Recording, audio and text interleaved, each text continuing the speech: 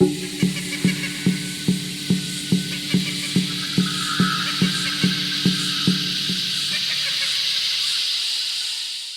so today is about Geomancy and Ancestry. We're going to cover 5 topics: its origins, Geomancy as Earth Divination, Geomancy as Earth Wisdom for living, how we can use that for our lives, to better our lives, and also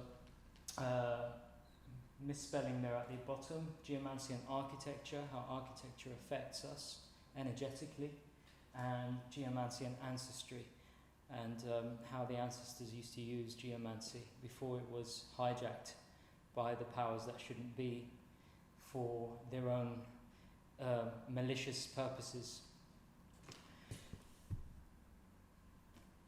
So, geomancy derives from the Greek words ge, which is earth, and manteia, which is divination or prophecy.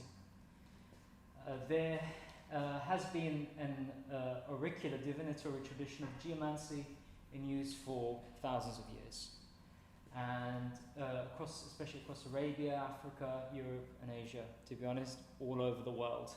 And we find that in the archaeological evidence that we can see around the world.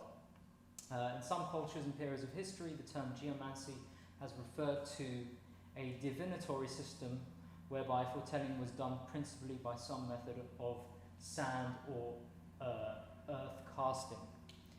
So it's a way of communicating with the earth by sand writing, but we'll go into that in more depth. For many other cultures, geomantic practices have also involved direct contact with earth energies, for things such as ley lines, astronomical alignments, sacred geometry, spirit realms, sacred mountains and holy wells, and so on, as ways of understanding, living in, and manipulating the environment. For them, geomantic knowledge was employed as an art and science for better living, even in death and worship. And when we say death, the Native American cultures, we can see even the Viking cultures, the Celtic cultures, they all used to bury their ancestors in a specific way, in specific ley lines, because they understood these ley lines worked with the energy of the spirits of their dead, not their souls. Their souls will pass on, but the spiritual imprint, their knowledge, also gets passed on, their DNA gets passed on into the information field of the earth. So they understood this, and we have forgotten these traditions with burying our dead because of religion and so on. These 2 streams of geomancy have been practiced widely and often concurrently. However, it is to the earth divinatory method that the word geomancy was first applied. So, geomancy is a method of divination involving the earth's geomancy. Also is called the art of little dots. And we'll go into how how you can also yourself be able to access this art of little dots that you can do yourself. But it's not to be confused with cartomancy. Geomancy comes from the Greek words ge, as I mentioned. There's also been Muslim influences by the Middle Ages. They had originated in northern Africa under Muslim influences by the Middle Ages, had spread to Europe. But to be honest, again, this is more to do with our era of this last sort of 10,000 years. My personal belief is that this was world knowledge. It's something that all our ancestors knew as a tradition, according to the research I've done and delved into. So this is more like tracing it in sort of the post-Diluvian era, the post-Atlantean era that we're living in now. It was a popular alternative to astrology because it requires no special equipment or books. Okay, so things like a handful of dirt, sand, seeds or pebbles is cast on the ground or on a smooth tabletop or a sheet of paper. the resulting figures and dots are interpreted. Other methods of geomancy are the making of random marks on the earth with a stick or on a piece of paper with a pencil or pen. Now that's to do with yourself. Is to you know, there has to be, to access these sort of you have to access your higher self for this type of work. So I'll go into how that is possible and how you can do that later on by a very well-respected Rosicrucian. Even though we kind of like say Rosicrucians, Freemasons, all these sort of people, not all of them were evil, not all of them were malicious. We have to remember that these people go into these knowledge, sacred arts, to serve mankind with that intention. It's just over time, and especially the more sort of last few 2,000-3,000 years, we have had the archontic or evil forces influencing these teachings. So the tossing of coins or sticks are also forms of geomancy. There's a book called the I Ching, which is a Chinese book, also based on geomancy. Regardless of form, geomancy involves the interpretation of 16 figures. So we'll see the number 16 is quite an important, significant number. Though I feel there might be 18. Okay, so there's more to it than what we're told, but this is according to the research I've found. They're also called tetragrams, these 16 figures. Geomancy was one of the main divinatory arts taught by the Hermetic Order of the Golden Dawn, as far as we can trace them back in Europe. And the chief method taught was the generation of random dots on paper with a pen. I wouldn't say they're random. Again, I'll go into that later. 16 tetragrams are possible. Each tetragram is a 4-part figure comprised of 4 lines, each of which is comprised by 1 or 2 dots. The geomancer generates 16 random numbers. Odd numbers have 1 dot and even numbers have 2 dots.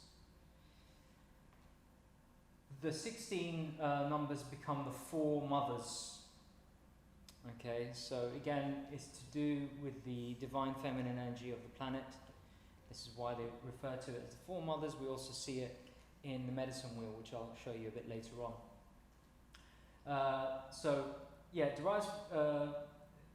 The 16 numbers become the 4 mothers from which other tetragrams are created until they are a total of 16. The tetragrams are used for yes or no answers. But things like that, tossing of a coin, when you toss a coin to give chance, if you can't decide something, you let the energy decide. More information can be divined with astrological associations by placing the first 12 tetragrams on a square chart of zodiac signs. So this is where it ties into astrology. In Golden Dawn magic, geomancy tetragrams can be used for scrying and to create sigils for talismans. All shamanic practices, by the way, So, like the other systems of divination, geomancy has a mythological origin. According to the Arabic Hermetic text, Idris, or also known as Hermes Trismegistus, we've all heard of Hermes Trismegistus, as we all heard, yes, witnessed the angel Jibril in a dream. Jibril is another name for Gabriel, but Jibril is how Jibra'il is how it's mentioned, how it's stated in Arabic.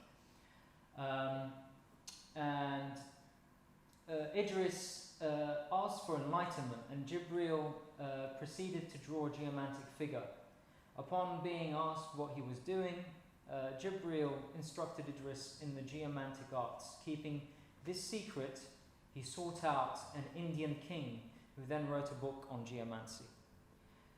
This book was passed down through clandestine circles into the hands of Khalaf al-Barbari, who travelled in Medina and converted to Islam by Muhammad himself, apparently, confessing to knowing a divinatory art he explained that pre-Islamic prophets knew geomancy, and that by learning geomancy, one may know all that the prophet knows. Okay, so this is infidel stuff, by the way. If, for most people, if someone said, "Oh, you can't know what the prophet knows," it's forbidden, But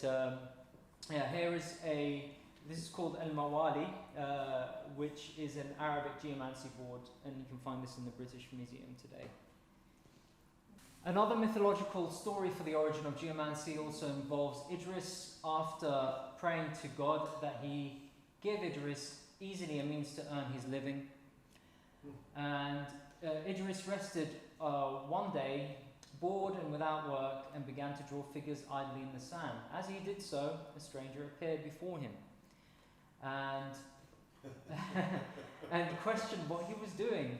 Idris replied that he was simply entertaining himself, but the stranger replied that he was doing a very serious act. And Idris became incredulous and tried to deny this. It's like, what are you talking about? But the stranger explained the significance of the meaning of the figure Idris drew. He then commanded Idris to draw another figure, and upon doing so, the stranger explained the meaning and significance of that figure. So the pair continued this until Idris had discovered and understood the 16 figures. The stranger then taught Idris how to form the figures in a regular manner and what the results meant, teaching him how to know things that could not be known with just the physical senses. After testing Idris's newfound knowledge and skill of geomancy, and revealing himself to be the angel Gabriel, in the process, the stranger disappeared. Idris, thankful to God and his messenger that he learned this art, never revealed the art to anyone. Before his death, he wrote a book describing the art as Gabriel had taught him and from his successors. So, again, this is a myth. So it's subject to interpretation how you see Gabriel. And there will be a bit more clarification further down the line. Other tablets and records from antiquity identify Idris with the prophets Daniel or Enoch.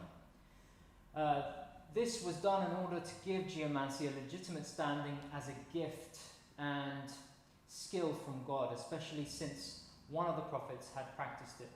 However, those that argued against geomancy, such as Ibn Khaldun in his Muqaddimah, which means the forward, countered that it was a pre-Islamic system of knowledge, and that all such epistemologies were rendered obsolete with the revelation of the Quran. Surprise, surprise.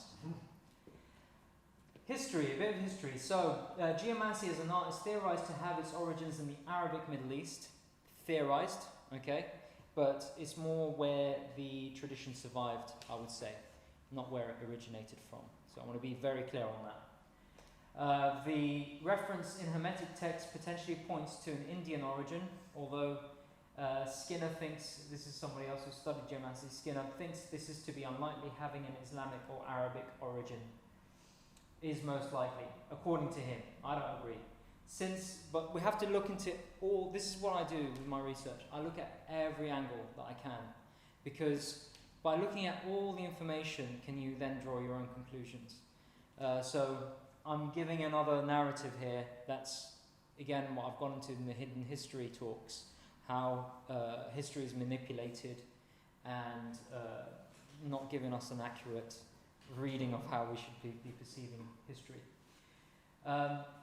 Since the expansive trade routes of Arabian merchants would facilitate the exchange of culture and knowledge, it is theorized that related systems of divination in sub-Saharan Africa either were based off of or co-developed with Arabic divination systems.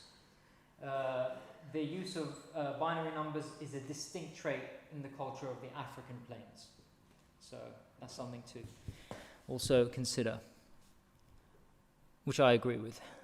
European scholars and universities began to translate Arabic texts and treatises in the early Middle Ages, including those on geomancy. Isidore of Seville lists geomancy with other methods of divination, including pyromancy, hydromancy, aeromancy, and necromancy, which I wouldn't really recommend. Without describing its application or methods, it could be that Isidore of Seville was listing methods of elemental scrying more than what is commonly known as geomancy. Okay, so this is a different practice, which is nothing wrong by obviously working with these elements. Necromancy, yes. What is scrying? Scrying is a form of basically looking into your path, your future, things that you want to ask for your life, things that are still a mystery to you, and you want clarity on it. So scrying is kind of looking into that. And would that normally entail the use of a mirror? Yeah, it's a form of mirror work would be one of those things. But you can do scrying without mirrors too, by working with the elements. So by looking into the fire, you can find certain shapes, you can communicate with that element. Same thing with the water, with the air, which is a bit more difficult, but you can do these things. It's just that we've lost the knowledge, so it's all part of getting this knowledge back. So is pyromancy then looking to the fire, hydromancy looking into water, and aeromancy looking into air? Yes.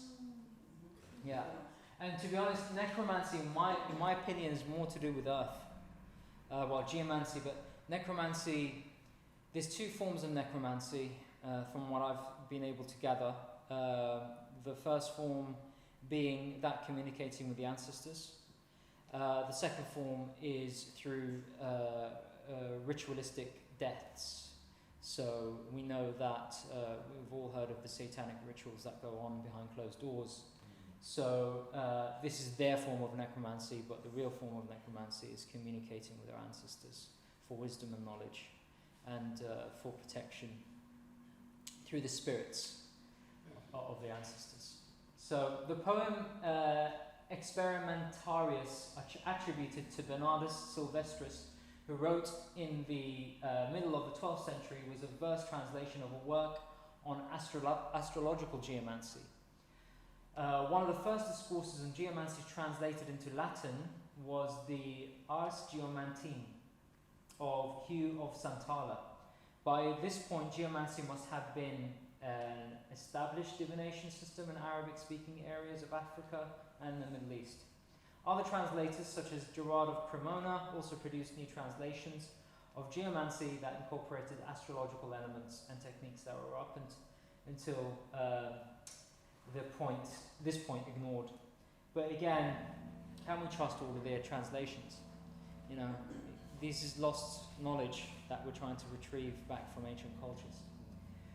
From this point on, more European scholars studied and applied geomancy, writing many treatises in the process. Henry Cornelius Agrippa, Christopher Catan, and John Hayden produced often cited and well-studied treatises on geomancy, along with other philosophers, occultists and theologians until the 17th century. Yes, why until the 17th century? We see obviously the infiltration of Freemasonry during that era, and the kind of the ancient sacred cults that used to exist with the ancient knowledge, with the establishment of the Bavarian Illuminati by Adam Weishaupt. When interest in occultism and divination began to dwindle due to the rise of scientific revolution and the age of reason. So we know why. So here's a geomantic sigils in the Magus by Francis Barrett in 1801. You can see some of the dots that form the shapes as a result. But as you can see there's not 16 dots in each one. We'll see there's on average between around 6 to 7. Some have 8. And we'll go into that a bit later to get a bit more clarification, but I wanted you to familiarise yourself with a bit of the symbols that's used in geomancy. You can liken certain, I mean this one especially here, what does that remind you of? In a building, in architecture, right? Yeah. So we can see this in the churches, we can see these in the architecture that we have. Yeah, hourglasses as well. Yes, Yeah. yes. So it's looking at these symbols. Again, you can see the fish here, symbol of the fish. We have all these types of symbols that are used in architecture and in the symbolism they use. So yeah, just keep that in mind when you're looking at these sort of things. There's another table as well. A bit more complex, this one. But you can see, look, the cross. Yeah, you can see that the cross is always there. We always see the crosses. You know, you can see the crescent moon on one of these. You'll always find these on top of the Islamic mosque domes. You'll see the crescent moon. So again, what is it used for? So, the earliest styles of divination involved reading cracks in the ground, throwing handfuls of earth onto the ground, striking the sand with a stick to create random patterns, or randomly drawing a number of stones, seeds or roots, and recording the odd or even numbers of dots generated as a single or 2 points respectively. Performing this 4 times generates one of 16 binary tetragrams. The geomantic tableau, each with associated meanings and astrological correspondences, which I showed you earlier. The top line of 1 of 2 points is the head of the fire element. The second line, the neck, the air element. The third line, the body, the water element, and the bottom line, the feet, the earth element. And yeah, so this is some of the stuff that's been traced from Arabia to Africa. The Arabs brought these geomantic practices to Africa, but again, where it actually originates from. Okay, so yeah, they brought them to Africa, and variations of it can be found today all over the continent. This system appeared in North Africa by the 9th century and quickly became one of the standard systems of divination throughout the Arab world. In North Africa, it has developed into Afa. Afa in Mina, Fa in Fom, and Ifa in Nigeria, right? Ifa, is it Ifa? Ifa, thank you for that correction. Ifa in Yoruba. In India, geomancy is also called Ramal Shastra. Also in Arabic, the word Ramal means sand. It's interesting, there's some variations when you hear the Indian language and the Arabic language. Languages all originate from the same source, it's just that. It's knowing its similarities that's most hard for most people. So that's the Ramal Shastra dice that they use. They throw randomly, or they spin on a stick. And this is the African Nigerian wooden from the Yoruba tribe divination plate for responses from the oracle of Ifa. So, yes, Simon. Is there a coincidence that Ifa actually sounds like ether from the ancient sort of tradition? Yes. Okay. There is no coincidences. Right. There is no coincidences. Okay. Exactly. When we study words in etymology, but even the sound of words, when you hear the sound of words, they sound so similar to certain things. So ether, you know, it's all there. There is a unified language, but our languages were divided. So yeah, very good point there. Thank you for that. So, from Arabia to Europe, the main knowledge of geomancy as a divinatory art came to Europe via Arabic texts in the 12th century in Spain, and from there spread across Europe. Its origins may be either Persian or Arabic, but again, these are may, ifs and buts, you know. The Byzantines also called it Rabolian or Ramplian. Alright, we get that word as well, ramp. Okay, it's a hump, it's a ramp up. You know? In fact, the word geomantia, earth divination, was a direct translation from the Arabic khat al-raml, which means sand writing. Again, it goes back to sand writing. The Arabic, and also known as ilm al-ram, which is the science of sand, and darb or zarb al-ram, which means striking the sand. This last name came from the practice of hitting the sand several times with a stick to read the patterns left behind to decide whether 1 or 2 points. So yeah, here you see the meteorological divination by Robert Flood, who I thoroughly recommend you read into because he is fantastic. And he's, I think it was in the 16th century he wrote the meteorological divinations. So this is one of the more accurate texts that I've found on it. So Middle Ages and the Renaissance. In Europe, the divinatory system was widely practiced during the Middle Ages and during the Renaissance. And in the latter period, Henry Cornelius Agrippa, Robert Flood, and John Hayden wrote significant works on this divination method, drawing on medieval and European and Arabic works on the subject, in which the basic techniques of geomantic divination had been expanded and applied in a vast range of ways, incorporating many astrological elements. The word geomancy during this period referred to the specific method of divination using 16 figures. Again, 16 figures always comes up, and that's formed of 4 lines, which are the 4 mothers. Okay, of 1 or 2 points. Here's a geomantic wheel of opposites from the Middle Ages. They found, I think it's in France, if I remember correctly. So, what's the name of the book by Robert Flood again? It's not a book, it's his works, but there is a book I'm going to pull out for you at the end. I've literally only found it yesterday during my research. I was like, where has this been? You know, because this would have helped me greatly. But I'll give you the book, and it's fantastic from what I've read of it so far.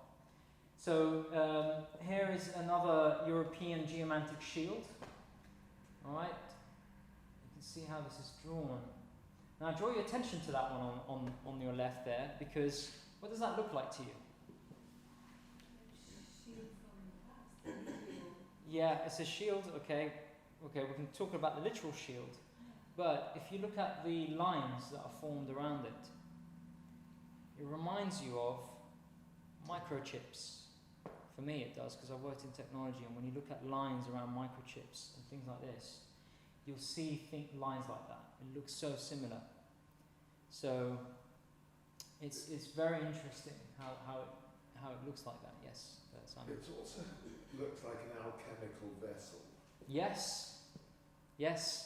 Cathodes, electrodes, batteries. Yes, exactly. Yeah. And this is the European anatomical correspondences. Again, what we said about the chemical aspect. You know, bodies have chemicals, blood, all types of, you know, chemicals as well. You know, from adrenals. You know, that's why we hear adrenochrome a lot as well. Especially from that video you shared, which is fantastic, by the way, about speaking to the trees. So again, you can see these symbols. I don't know as well if you see these sort of dots. They also use this as a form of language for the blind. Right? It's interesting, isn't it? How things like that form. But the dots are also on the human form there. They're also picking up on chakras as well. Yes. In a way, yeah, it's a form of language that's not to be understood with logic and through the intellect. So, geomancy is integrated with astrology. In Madagascar, this microcosmic divinatory system known as Sikidi is integrated under the title Vintana or Fate, with astrology, and a macrocosmic geomancy that incorporates sacred wells, caves, cairns, standing stones, and traditional straight trackways. Queen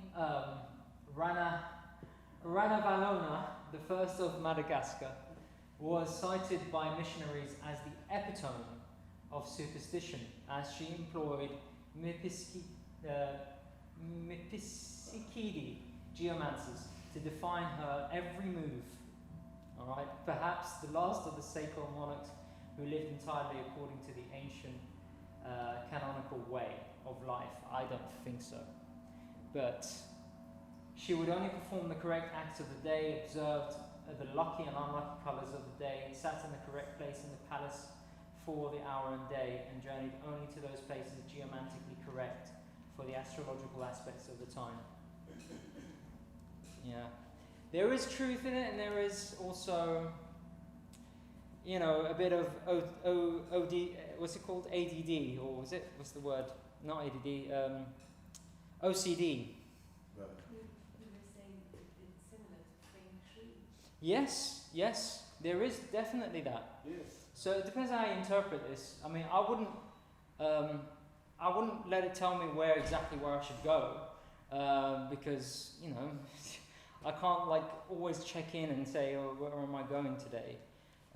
You know, because in the end, the ultimate intelligence that we have are our souls, and that's all we need. And you'll see why actually all of this stuff comes from the soul, comes from the higher self, when we are able to access our higher selves.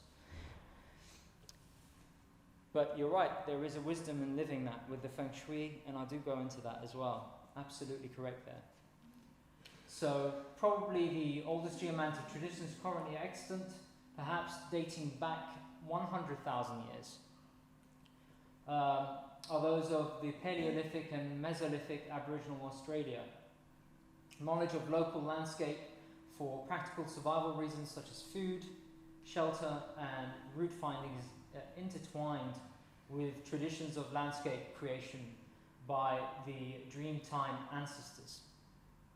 Local landscape spirits, sacred sites, cave paintings, and song lines, I love that, song lines across country.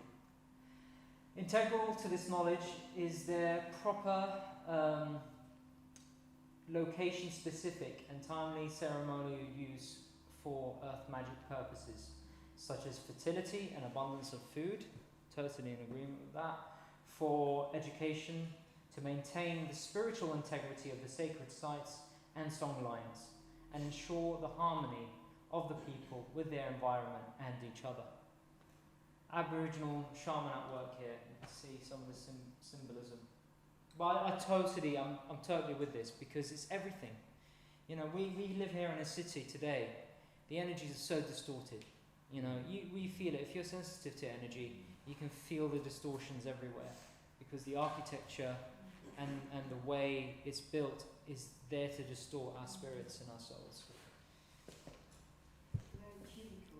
Very cubical, very contained, very prison-like energy. Very low vibrational field.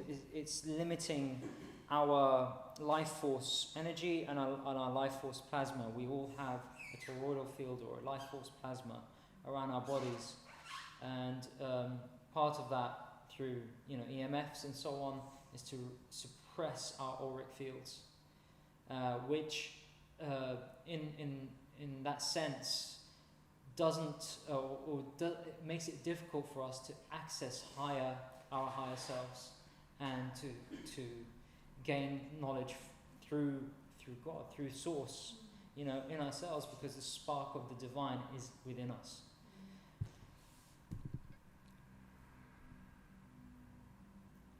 So here is a Aboriginal. This is how the Aborigines.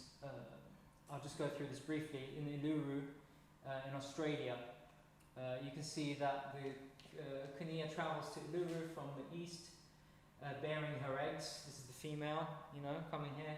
Certain routes. The mala flees far into the SA, pursued by Kopani. This is old myth, Aboriginal myth. which I recommend you look into. But you can see the feminine and the masculine. There's women's sites, okay? There's sacred sites for women. There's sacred sites for men within these lands. It's very important. You know, when you look into, there's a book called The Crone that I read a while back, which talks about how women in these sort of tribes, when they were going through their periods, would go away from the men and they will spend time on their own, you know, menstruating and doing what they need to do. Men can't understand it, and that's for a reason. You know, that's for a good reason, because we don't have that biologically. So, you know, these kind of traditions we've kind of lost slowly, you know, in the Western world. But you can see all the main sites here, the key sacred sites at Uluru. You've got the Pilari at number 1, you know, at the bottom there, which is a male and female. You know, the Motiti Julu, Ikari, they don't seem to have any symbolism there, but you see the Kunya Piti, which is a men's site. You see the Tapuji, and the Ininti at 6 and 7 for women. All this relates, all this has significance. So here the Neolithic and Bronze Ages have left a wide legacy of sacred sites across Europe.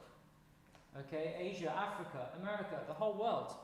That reveals in their design advanced knowledge of geomantic precepts. So here we have the triple goddess represented in the design of Silbury, where we went to do our land ceremony. Okay, it's all sacred, it's all ancient, and we have to bring these teachings back into our practices and the way we live our lives to connect with the land, to connect with our ancestors.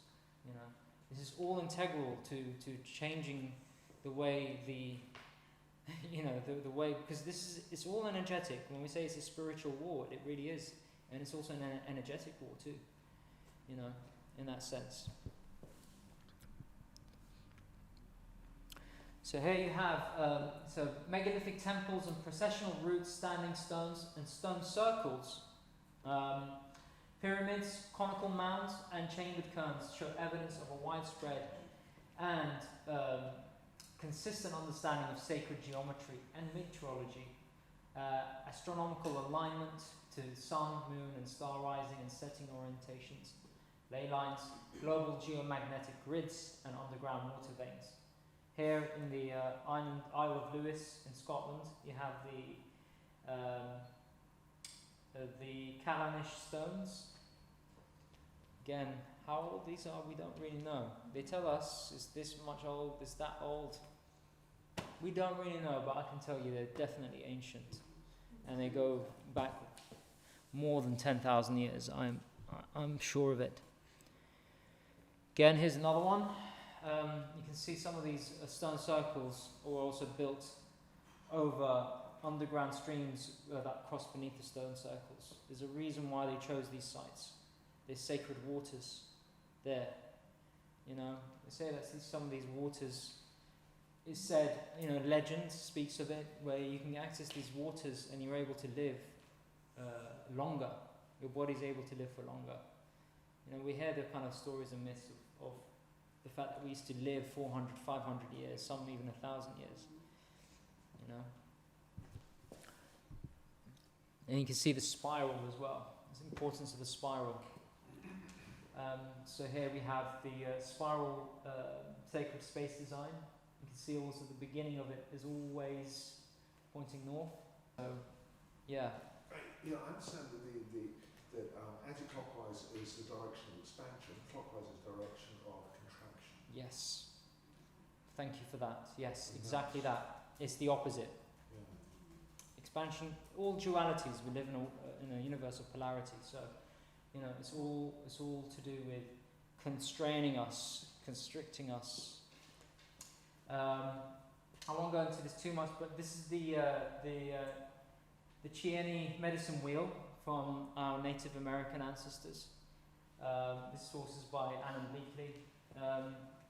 So yeah, you can see here northeast to gain images about cycles and relationship to the moon in the northeast. In the east to gain illumination, intuitive vision, and sun sympathies. It's all communing with nature, all communicating with nature. Southeast, connecting with spirits for visions.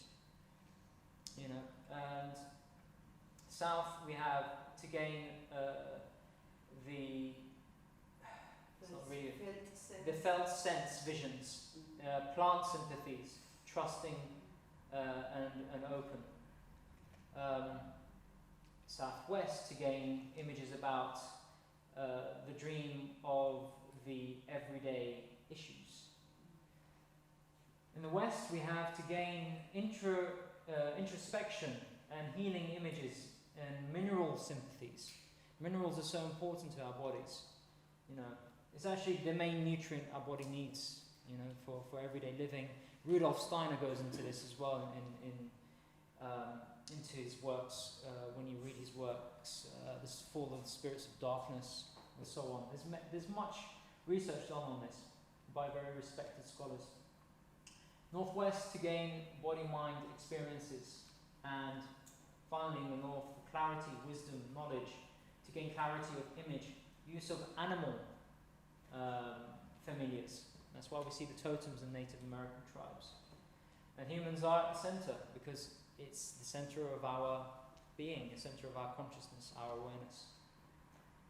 And within that we have the intuition, the thinking, the sensation, and the feeling, which Carl Jung also talks about with the ego, the four functions of the ego.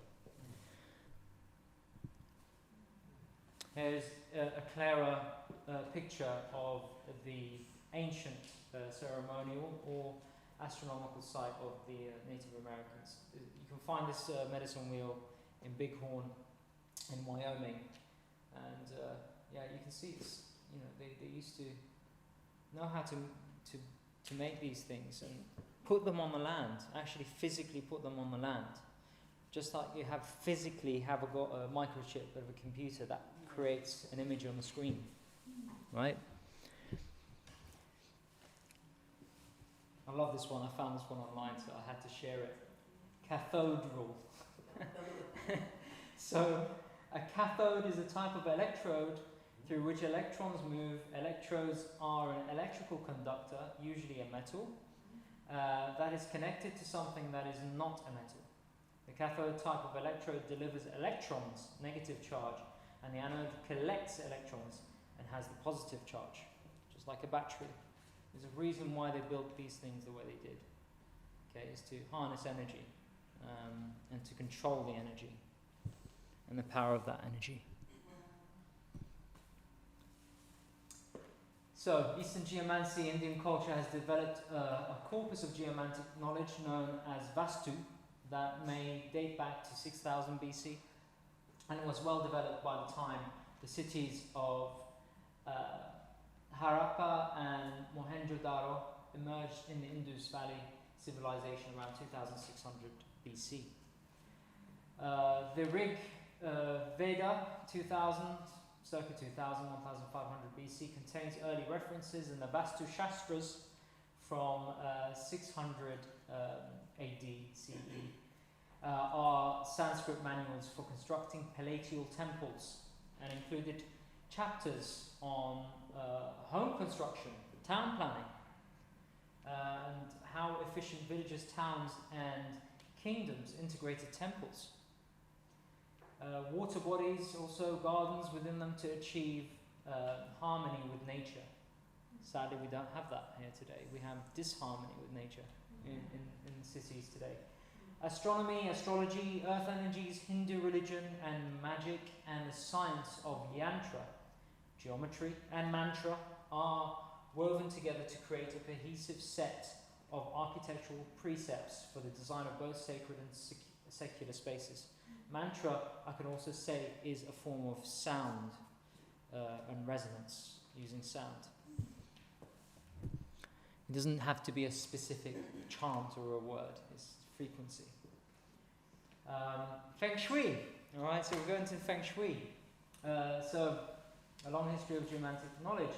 Chinese culture, philosophy, religion, ancient science embodies geomantic knowledge, now known as Feng Shui.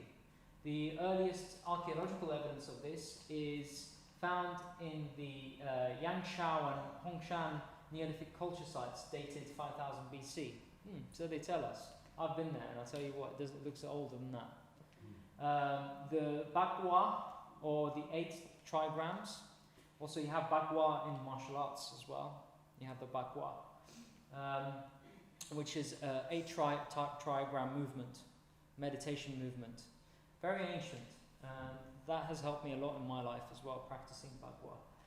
A fundamental cycle of both time and space in Feng Shui, attributed to Fu Shi, 3300 BC, are identical to the 8-fold Druid wheel of the year, suggesting a common origin of metaphysical tradition. Again, see how this all relates all across the world. All right, the Druids and the Chinese knew this. The Ho Tu magic square is also ascribed by tradition to the Fu Shi, and the Lo Shu magic square to Wen Wang and 2200 BC. You also have the 64 hexagrams of the Yi Jing, 11 around that sort of circuit, 1100 BC.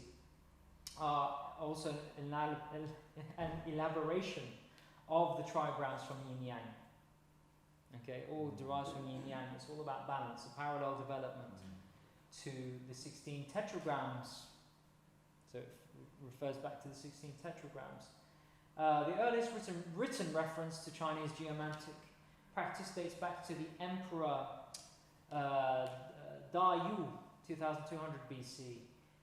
Cosmography, astronomy, astrology, numerology, earth energies, and landscape topography are woven with Confucian wisdom and Taoist magic into a body of architectural and landscape design, as well as ceremonial practice that are used in the design of sacred, governmental, and secular buildings and landscapes.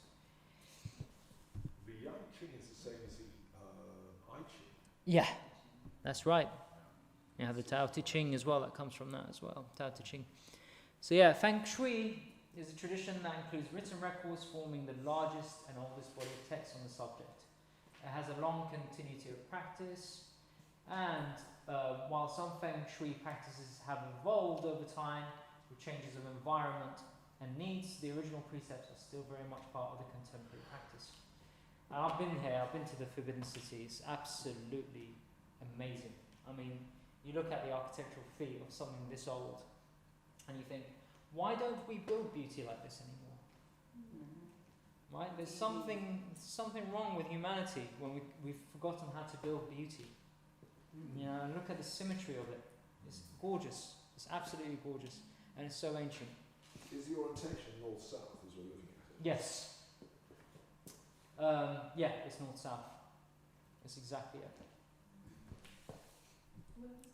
it. In Beijing, China.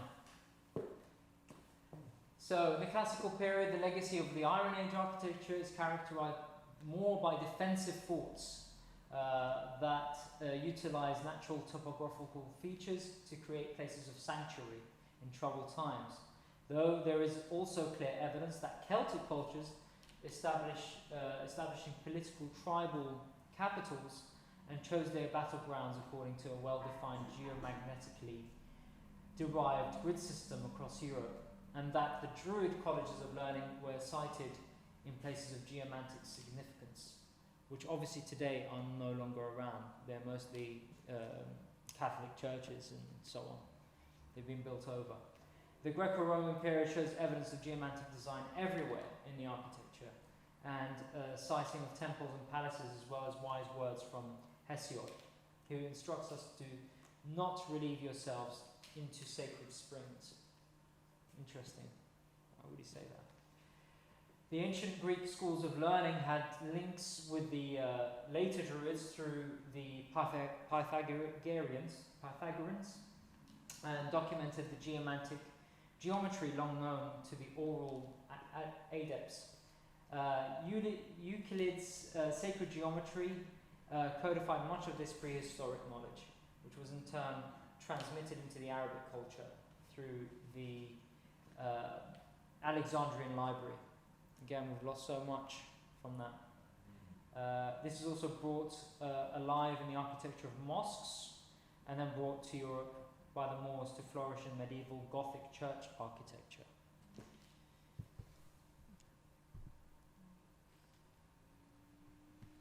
The Romans noted in their conquest of the Etruscans standing stones set in linear patterns over the entire countryside of Tuscany. And Romans also record discovering these straight tracks in almost every country they subjugated across Europe. So again, it's how you use it. You can use it for good or evil. You can use it for love or hate. You know, these are all tools. Across Europe, North Africa, Crete, and the regions of ancient Babylon and Nineveh, Roman roads follow these earlier roads themselves, often aligned along global geomagnetic grid lines. And those who have studied Babylon and know that Rome is just another copy of it. And here we have the Vatican. You can see the architecture again, north and south, and you have the obelisk, which they're very obsessed with, always a very significant piece. What is its significance? Well, it's a node. It's a node of concentrating energy and emitting it to Saturn, I believe. That's all to their archontic gods. Again, they put these things as a form of energy. They harness the energy and they need somewhere to release it and point it to. So that's what my interpretation of what obelisks are. If there's anything to go by when I study, like when you study electrics and so on, there's always a pillar, a form of pillar, or a rod. Remember when you get a lightning rod? Okay, it attracts energy. You can also emit energy from things like that. Especially since granite is piezoelectrical. Yes, and, exactly. In an obelisk form, when it's actually vertical, like the pressure that's being created in compression would give it a significant charge. Yes, exactly that. So it's one or the other. Either it's harnessing the energy or it's emitting it.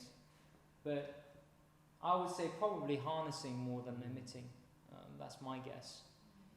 And you know, harnessing that energy and that energy converted and then going into their temples. Again, it's just interesting that it's like a circuit board. Yes, exactly that. Just exactly like that. Like many of the ancient. And you're going to see that. So this is a picture of. Let me show you. What you saw there is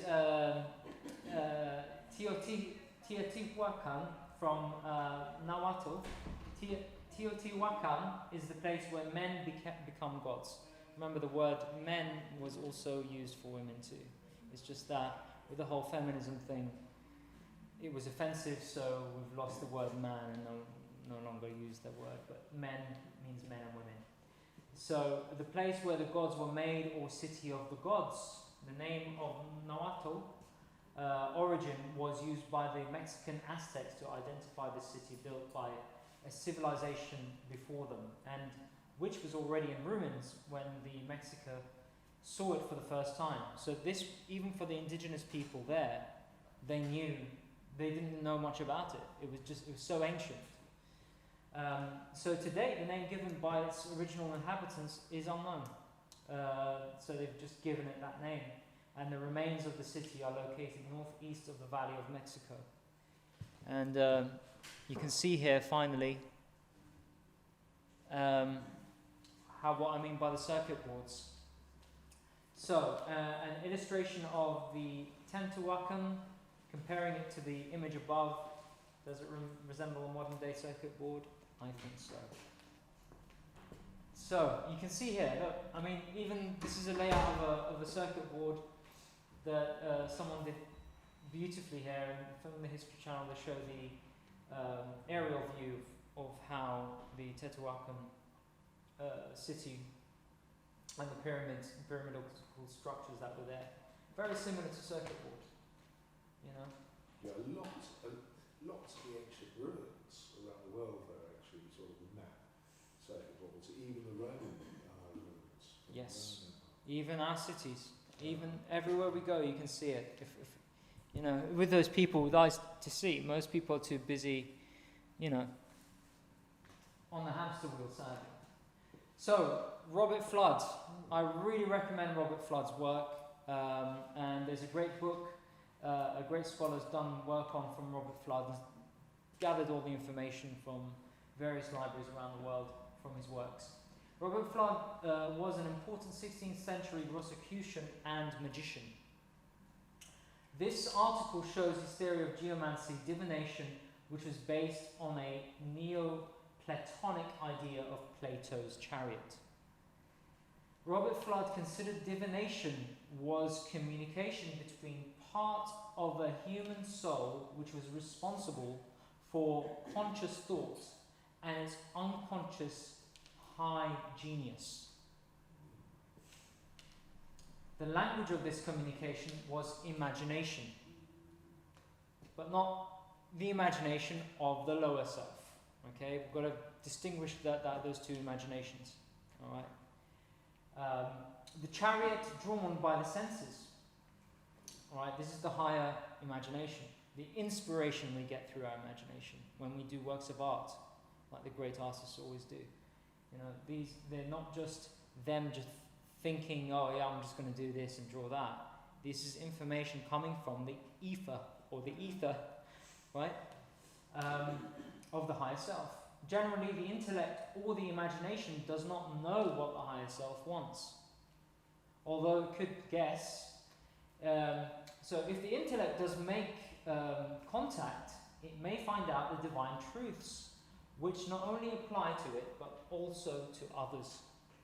Okay, this helps us in our relationships. This helps us gain more clarity and not waste our time in the karmic cycle that we all live in, and get out of this karma and get into the dharma. You know, and that's to do with finding yourself. In divination, Flood mostly focused on geomancy. The higher genius exerts its divine virtue as it does during prophecy, which was considered superior. So, while in prophecy is united to the higher selves, more divine aspects, divination provides a process that's more human characteristics, can infuse the geomantic process with a prophetical power whose effect can be apprehended by the senses. Okay. Right, so going back to Flood's work, Flood felt that geomancy was very occult and inward. It is difficult to account for it rationally. It suffered from a vulgar understanding, to which was foolish, inane, absurd, and ridiculous. He said that real practitioners of the art found geomancy to be a science through which things future, present, and past may be revealed, provided the geomancer's judgment was not obscured by the obnoxious influences of the body or the deceitful actions of the senses. Geomancy is not accessible to all, he says. Fools would never be able to penetrate to that center of the action, that unity and point of the higher genius, whose attainment is desirable, for that point lies beyond the degree of intellect, and only those may reach it who manage to leave the habitation of their bodies. Flood focuses on the higher genius involvement, creating 16 lines of dots at the geomantic operation start. He says that they are not caused by an adventitious movement of the hand, as the ignorant would say, but in the number and proportion of the dots of those 16 lines, a prophetic message of the soul lies concealed. So, in other words, the higher genius indirectly moves the geomancer's hand or influences the dice they roll. Alright? It's not a conscious thing that you do, it's the higher self. Your higher self, your soul. not a very good depiction, but I had to squeeze him in somewhere. So, generally, Flood's geomancy is a form of communication between the higher and lower self. The lower self is made passive by doing the reading in an ecstatic state by which they attempt to contact the higher genius, or the higher self. The higher genius responds by influencing the number of dots made during the reading. This creates a symbolic alphabet by which the spirits behind the planets are drawn onto a piece of paper and provide suggestions to the geomancer. These suggestions form an imaginative dialogue between the geomancer and the higher genius, the higher self. Practically, it rules out a considerable amount of absolute meanings for geomantic symbols. It follows a more eclectic and mystical approach to divination. While some geomancers might like their readings to be literal and clearly defined, that is nearly the opposite of Flood's meaning. Rubus might be pure evil or pure love, depending on its surrounding influences and the impulse of the higher self, meaning you know. And you know, we've talked in great length about, you know, possession, archontic possession, being in the lower ego, being in a traumatized state. These things won't come to you in that state. There needs to be a full healing of your psyche and psychic hygiene, and, you know, spiritual hygiene to a certain degree to access this. So it really is. It really is. It's a balance of the positive and negative, the feminine and the masculine. You know, it has to be there. So the Normans and beyond in Britain. In Britain, the conquering Normans, like the Romans before them, employed geomancy to maintain their royal imperial power, and the royal families and religious institutions of Europe and elsewhere have continued to employ geomancy to assert control and peace over countries. An example of this is the planting of Saxon conical church towers with Norman square crenellated towers of political religious dominance. This is just their churches, but if you look at obviously the cathedrals and so on, you see both round and square. And this is up in Norfolk, I believe. I know that's definitely Norman. I'm not sure about that one. Yeah. But Saxon, Norman. Saxon's more Viking, isn't it? The Middle Ages, the medieval stonemasons work in codes geometry, metrology, acoustics, astronomy, earth energies, mythology, and magic in the great Gothic cathedrals of Europe. The landscape was significantly redesigned using geometric principles in the Middle Ages by the Cathars, Knights Templar, and the Holy Church of Rome. In his 1538 to 43 itineraries, Henry VIII's antiquarian surveyor John Leland inquired of Morris dancers from where their inspiration came for the complex dances they performed. It was from the mysterious grass circles that appear in our fields in summertime. Oh wow! Mm. So they had crop circles. Yes. Yes. Interesting, isn't it? This is why I've included it in this presentation. 18th century, a Druidic revival. In 1740, the antiquarian Dr. William Stukeley first noted that the axis of Stonehenge and the avenue leading from it point to the northeast, whereabouts to the sun rises when the days are longest. He perceived the whole British landscape as laid out according to a sacred Druidic pattern and etched with symbols of serpents and winged discs, such as at Avebury. At Barrow, near Hull, he found a great earthwork representing a winged circle in its trenches arranged so as to measure the seasonal tides of the Humber estuary, and found another near Navestock common in Essex. They have made plains and hills, valleys, springs and rivers contribute to form a temple 3 miles in length. They have stamped a whole country with the impress of this sacred character. So he was active in the Druid revival, which began in 1717, interesting number, along with a number of other magical societies which returned to performing ceremony at the old Neolithic and Bronze Age sacred sites. Wow.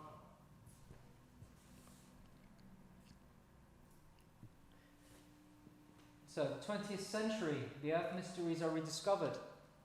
Well, starting to, anyway. So, the 20th century saw a burgeoning of interest in Europe in rediscovering the geomantic mysteries of the past. The archaeoastronomer Norman Lockyer explored astronomical alignment and sacred geometry at sacred sites in Greece, Egypt, Britain, and in Britain in the late 18 and early 1900s, and found alignments such as the ley running from a round barrow north of Stonehenge near the Cursus through Stonehenge, Old Sarum, Salisbury Cathedral, and 2 further Iron Age hill forts. Interesting that word, isn't it? Cursus. Near a cursus. You know? In the 1920s, Alfred Watkins first became aware of the alignment of ancient British sites in the early 1920s in what he described as a flood of ancestral memory. He coined the term ley to describe these paths across the landscape that include mounds, long barrows, cairns, curses, dolmens, standing stones, mark stones, stone circles, henges, water markers, moats, ponds, springs, fords. I mean, the list goes on. So Joseph Heinsch and Wilhelm Teut echoed this research into holy lines and astronomical alignments in the landscape in Germany, both published in 1929. Didn't Watkins coin the term lay because lay folk used these lines specifically to go to market, to travel, etc., etc. It was a reference to sort of almost an uneducated. Yeah, Watkins, he did. I mean, that's what it says here. He did coin the term, yeah. But it's, yeah. It's but lay comes from lay folk. Lay folk, yeah. Lay folk, yeah. So uneducated, or people. Like laymen, yeah, we say laymen. But slightly up from peasants. Yes. It was almost sort of derogatory. It's quite interesting because. So, Reginald Alander Smith's major contribution to the Earth Mysteries field was to first publish articles in the British Society of Dows's Journal in the 1930s, reporting that he was consistently finding water under the same ancient sacred sites that were exciting the lay hunters.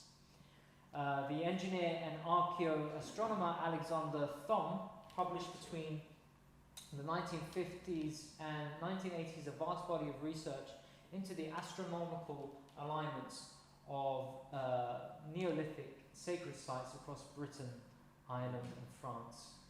He showed through vigorous research that the length of 2.72 feet, the megalithic yard, was a common unit of measurement in the geometry of many megalithic measurements. He also found a smaller common unit of measurement in the spiral carvings on certain megaliths, and concluded that the megalithic builders were sophisticated astronomers engaged in a detailed study of the movements of the heavenly bodies, incorporated into their structures over a long period of observation.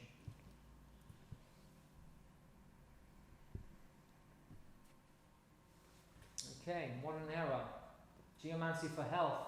Baron Gustav Freyer von Paul did extensive research into geopathic stress in the 20s and 30s and kick-started modern research into the links between negative earth energies and disease. he repeatedly found 100% correlation between the location of beds of people who had died of cancer and the paths of black streams under their homes. Pierre Cody corroborated von Paul's findings in France in the 1930s, as did Joseph Wurst and Jacob Stangl in Germany in the 50s. In the 60s and 70s, European researchers Hartmann, Corey, Wittmann, Schneider, and latterly Schneck and Merz have made significant contributions to the understanding of a series of geomagnetic grids that cover the Earth's surface and have implications to health as well as the location of sacred sites. So where you live can also affect you. So, and the bed, is there like a feng shui, like similar to the feng shui? Feng shui, yeah, yeah. Like they said the bed shouldn't face the door, Yeah. the feet or something like that. But there's that internally, but we also have where the house is actually built on. So you can do all the feng shui you like, but if you've got But if these black streams under you, it's not going to stop you. So, contemporary geomancy is born. John Mitchell, in his view over Atlantis of 1969, his book, was the first contemporary writer to use the term geomancy to embrace both the microcosmic divinatory system and the whole macrocosmic field of Earth mysteries. This use of the term was then picked up by Paul Screeton, editor of the Lay Hunter magazine, and Nigel Pennick and Anthony Roberts, founders of the Institute of Geomantic Research. Since the late 60s, the expanded definition of the term geomancy has come into general use. A new global eclectic geomantic discipline is evolving, which incorporates, in addition to the macrocosmic divinatory system, the macrocosmic context of ley lines and other dowsable Earth energies, planetary-wide topographical engineering and hidden patterns embedded in the landscape. So, yeah, the design of megalithic and temple structures and other sacred spaces, sacred geometry and metrology, astrology and astronomical alignment, as well as religious and magical ceremonial usage. So these are all, even looking at land, even looking at the way land is shaped, there is a way for you to sell what the lay of the land is telling you, so to speak. So this includes local folk magic traditions as well as large corpus of geomantic wisdom to be found enshrined in the precepts of Hindu, Vastu, Taoist, Confucian, Feng Shui, Native American medicine wheel teachings, and other global cultural traditions. In addition to these classical subjects of the Earth Mysteries schools, contemporary geomantic practice now also includes the new sciences of bobiology, geobiology, as we know from Rory Duff's work, solar design and green architecture, and of necessity, technopathic stress, which is interesting. I still need to look into that. Technopathic stress is So here are some references. Some books here that will kind of give you some information about the subject. And I think